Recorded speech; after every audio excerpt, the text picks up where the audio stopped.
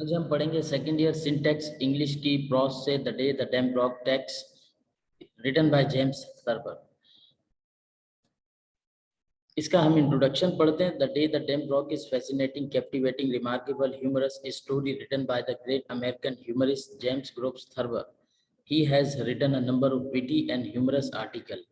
ये एक बड़ी ही फैसिनेटिंग और कैप्टिवेटिंग स्टोरी है, ह्यूमरस स्टोरी है, मिजाज से भरपूर मजाक है इसमें और बड़ी फनी सी सिचुएशन है। आप जब इसको समराइज फॉर्म में पढ़ेंगे तो, और ये बड़ा विटी और ह्यूमरस किस्म का आर्टिकल है। In this story the writer has depicted mob mentally with great dexterity, कि बहुत ही ज्यादा मेंटली ग्रेट डेक्सटेरिटी के साथ में मॉब जो है वो ईस्ट की तरफ भाग रहा है, मशरिक की तरफ। वो क्यों भाग रहा है मैं इसको मुख्तसर करूंगा।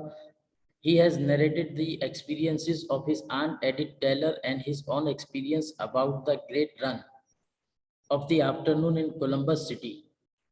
This short story is a good example of Thurber's sardonic but affectionate view of human behavior. इस स्टोरी में ऑथर बताता है कि जब वो कोलंबस सिटी में रहते थे, ओहायो रिवर के करीब, तो वहाँ पर उसकी आंटी का एक्सपीरियंस बताता है। सीरीज ऑफ इवेंट्स बेसिकली इस स्टोरी में वाकया होते हैं। तो बेसिकली कहानी शुरू कहाँ से होती है, मुख्तसर इसको पहले मैं समराइज कर दूं, फिर हम इसको पढ़ते हैं। जो ऑथर है वो 1913 का वाकया बताता है, जब वो कोलंबस सिटी में अपनी फैमिली के साथ रहा करता था। तो कोई शख्स आता है दौड़ लगाता हुआ, न्यूज़पेपर बेचता हुआ आ रहा था, और कोई शख्स जो था वो अपनी वाइफ से मिलने जा रहा था किसी रेस्टोरेंट में, और लोग आ रहे थे जा रहे थे। तो जो न्यूज़पेपर वाला शायद शोर मचाता हुआ आ रहा था कि डैम ब्रॉक अपनी न्यूज़पेपर बेचने के लिए। तो लोग ये समझे कि वाकई में डैम टूट गया बगैर किसी तस्दीक के। जिस तरफ वो भाग रहा था न्यूज़पेपर बॉय, उसी तरफ दो चार लोग भागने लगे कि डैम ब्रॉक डैम ब्रॉक। उनके पीछे 10-12 लोगों ने और फॉलो किया उनको। इसी तरह एक पूरा मॉब, पूरा शहर जो है वो ईस्ट की तरफ भागने लगा, मशरिक की तरफ।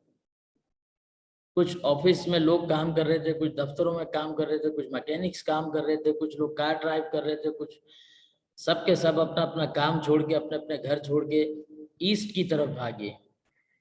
उसमें जो है ये अपना, जो कुछ लोग पैदल थे वो दरख्तों पे चढ़ गए, जो ज्यादा भाग नहीं सकते थे कि डैम का पानी आएगा और वो दरख्तों पे चढ़ के बच जाएंगे।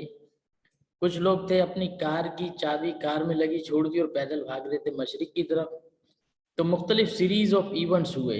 इसी तरह से ऑथर जब अपनी, उसकी माँ ने जब घर खाली किया तो लाइट्स वगैरह स्विच ऑफ की, और चूल्हा जो था उसको बंद किया, और कुछ अंडे ले लिए, कुछ ब्रेड ले ली, और बिल्डिंग में जाके जो है, ऊंची बिल्डिंग में जाके पनाह ले ली कि यहाँ बैठ के कुछ खाना वगैरह खाएंगे। और इस तरह से मुख्तलिफ लोगों ने मुख्तलिफ जगहों पर पनाह ली। इनकी जो आंटी थी ऑथर की, वो किसी सिनेमा हॉल में फिल्म देख रही थी। एक लड़की को खुदकुशी करने का बड़ा शौक था। अचानक से कोई आ जाता है, वहां भी शोर मचता है सिनेमा हॉल में कि वो इस डैम ब्रॉक, डैम टूट चुका है। तो हर कोई भगदड़ शुरू हो गई, भागने लगा। एक डॉक्टर मिलोरी हैं, वो भी ईस्ट की तरफ भाग रहे थे बगैर किसी तस्दीक के। तो होता ये है कि उनके पीछे एक बच्चा रोलर स्केट लेके आ रहा होता है। तो उनको आवाज ऐसी महसूस होती है डॉक्टर मिलोरी को कि जैसे पानी आ गया है पीछे डैम का। तो वो झुक के बैठ जाते हैं। फिर वो बच्चा आगे से गुजर जाता है, वो देखते हैं ये रोलर स्केट पे बच्चा है, तो फिर खुद भी दौड़ लगाने लगते हैं। इस किस्म की फनी सिचुएशंस होती हैं मुख्तलिफ जगहों पर इस आर्टिकल में। तो हम इसको आखिर में फिर ये होता है कि गवर्नमेंट के जो पर्सनल्स आते हैं, मिलिट्री मैन आते हैं, मिलिशिया मैन, वो अनाउंस करते हैं डैम नहीं टूटा। लेकिन लोग समझते हैं डैम टूट गया, गवर्नमेंट की मोहर हो जाती है, फिर लोग दौड़ लगाने लगते हैं। फिर बड़े बड़े मेगाफोन पे आवाज से वो अपने अनाउंस करते हैं कि डैम नहीं टूटा। तो लोगों में फिर साइलेंस प्रिवेल हो जाती है, खामोशी छा जाती है, सब अपने अपने घरों पे चले आते हैं।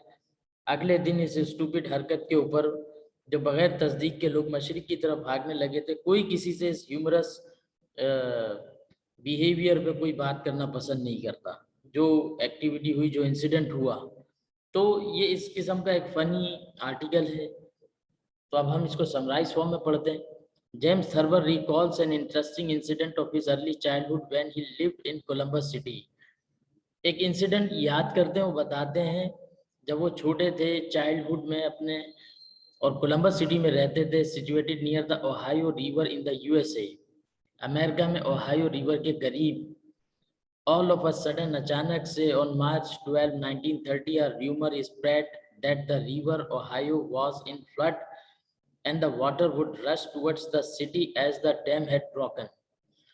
और अचानक से एक अफवाह फैल जाती है कि ओहायो रिवर का जो डैम है वो टूट चुका है और एक फ्लड आ रहा है और अब हमें मशरिक की तरफ भागना पड़ेगा।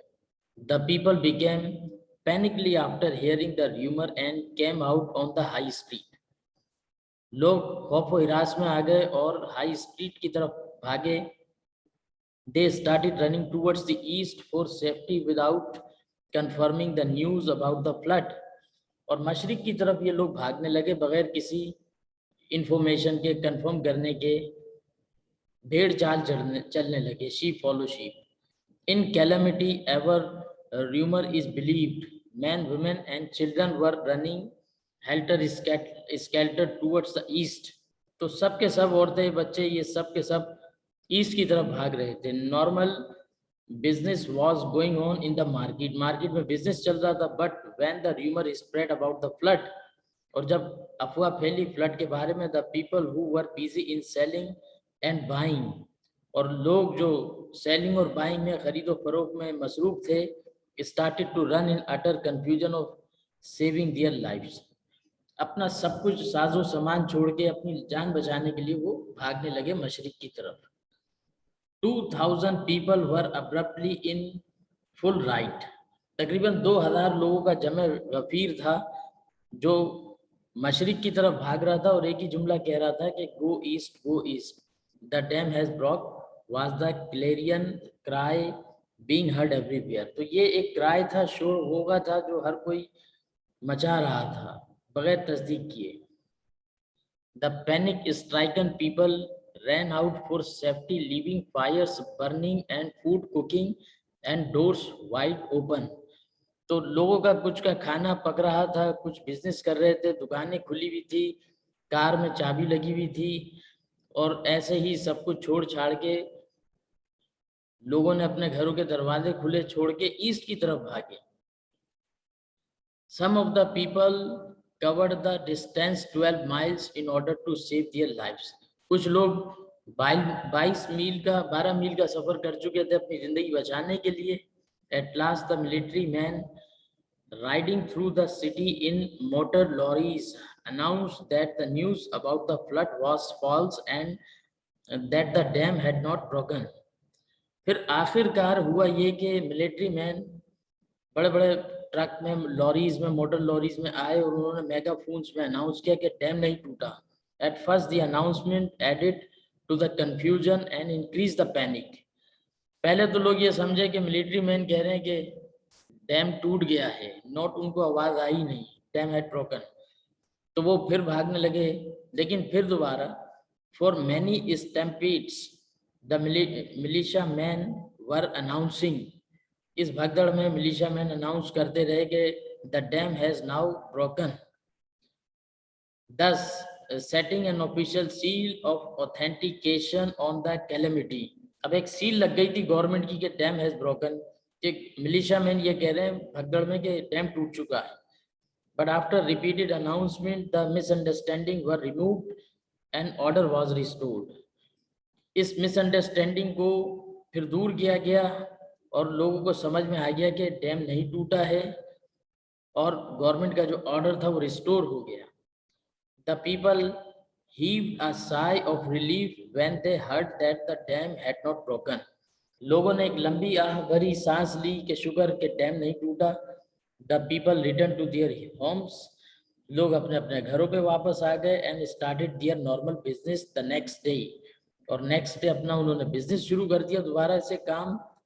But they did not joke about the happening of the previous day, it is rightly said। तो मतलब ये है कि आखिर में होता यह है कि जब लोग अपने अपने घरों पे आ जाते हैं, अपना बिजनेस शुरू कर देते हैं, डॉक्टर मिलोरी जैसे लोग, जो ह्यूमरस सिचुएशन टेक प्लेस हुई उनके साथ, और उसकी आंटी के साथ भी, ऑथर की एडिथ टेलर, और उसकी मदर के साथ भी एक इंसिडेंट हुआ, और उसके ग्रैंडफादर के साथ भी एक इंसिडेंट हुआ कि वो समझे कोई फौज आ गई। तो ये सारी चीज़ों के ऊपर, इन ह्यूमरस सिचुएशन और हैपनिंग के ऊपर कोई भी दूसरे दिन डिस्कस करना पसंद नहीं करता। तो ये था text the day the dam drop. Thank you.